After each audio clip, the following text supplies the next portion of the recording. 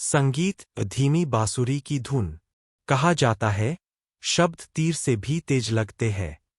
तीर शरीर को घायल करता है, लेकिन शब्द आत्मा को चाणक्य कहते हैं।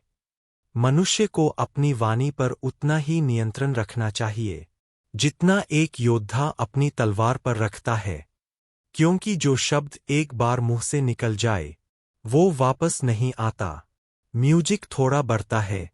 कभी किसी से बात करते समय आपके लहजे, आपके शब्द, आपकी चुप्पी, सब कुछ एक संदेश देता है। संवाद सिर्फ बोलने का नहीं, समझने का भी एक कला है। बहुत से लोग बोलना जानते हैं, लेकिन बहुत कम लोग बोलने का समय जानते हैं।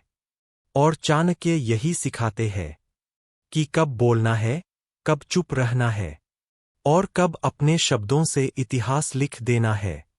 कभी कभी एक सही शब्द किसी की पूरी दिशा बदल देता है, और एक गलत शब्द रिश्ते, सम्मान और अवसर सब मिटा देता है।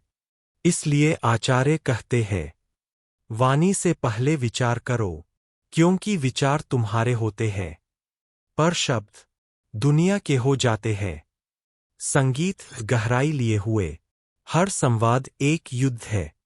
एक युद्ध गलतफहमी और समझ के बीच, एक युद्ध अहंकार और विनम्रता के बीच।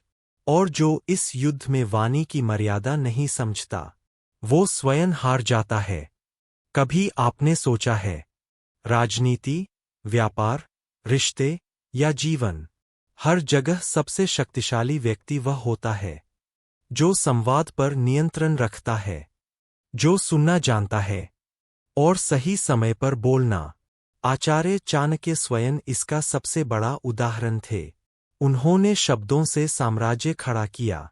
उन्होंने संवाद से चंद्रगुप्त को सम्राट बनाया।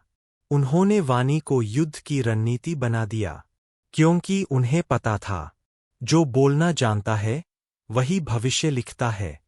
आज के युग में लोग सोशल मीडिया पर बोलते हैं, बहस करते हैं, तर्क करते हैं, लेकिन कितने लोग वास्तव में सुनते हैं? कितने लोग सोचते हैं कि उनके शब्द किसी के मन पर क्या असर डालेंगे? सच्चा वक्ता वही है जो अपने शब्दों से दूसरों को ऊपर उठाए, ना कि नीचे गिराए। जिसकी वाणी में शांति हो, पर प्रभाव बिजली की तरह गिरे।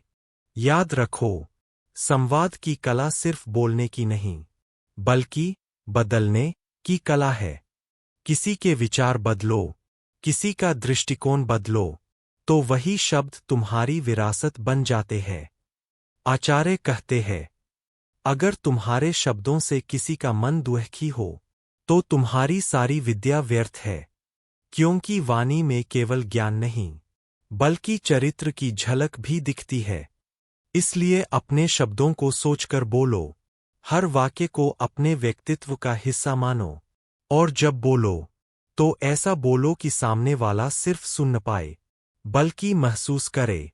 संगीत धीमा होता है। चाणक्य की नीति यही कहती है, जो अपनी वाणी पर नियंत्रण रखता है, वो अपने भाग्य पर भी नियंत्रण रखता है। तो याद रखो, हर शब्द एक बीज है।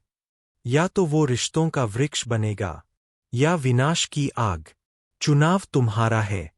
क्या तुम्हारे शब्दों से कोई मुस्कुराएगा या टूट जाएगा?